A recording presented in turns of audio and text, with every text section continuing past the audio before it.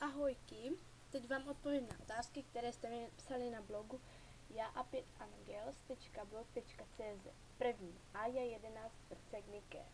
Jak se máš? Mám se dobře. Druhá, Teres. Ahojky Beátko, jak pak je?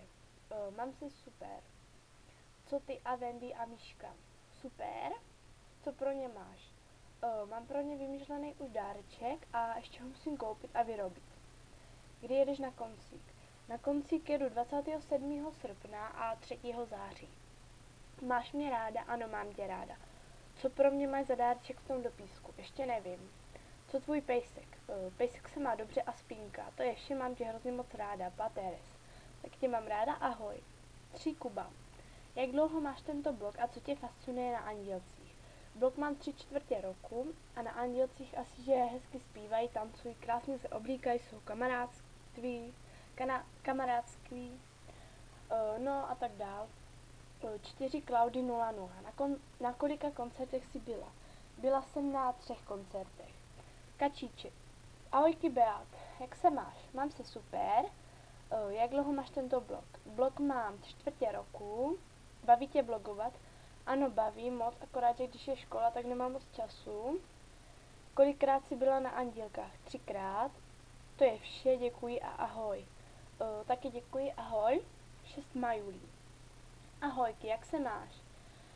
Ahoj, mám se super. Kam jdeš na dovolenou?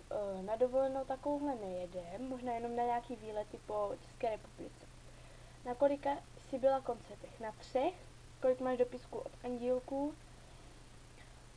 Asi hrozně moc, jich mám asi 60. Asi zhruba, no. Jak jsi poznala Andílky? Když přišly tady tyto nový? To je vše, děkuji předem, Majulí. PS, krásný design. Děkuji moc, ahoj. 7 Leuška. Co pak budeš dělat o prázdninách? No, jak jsem říkala, o prázdninách pojedeme asi na nějaký výlety, pojedu k ségře a za babičkou. Co bylo na vízo? 7 dvojek, takže vyznamenání. 8 Melisa Hauerová. Ahojky, jak se máš? Ahoj, mám se super.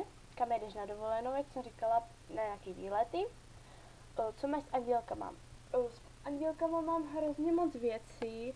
Většinou to jsou bločky, zápisníky, butonky, fotky, dopísky, plagáty, tričko a tak dál. Jak máš pořadí Andílky?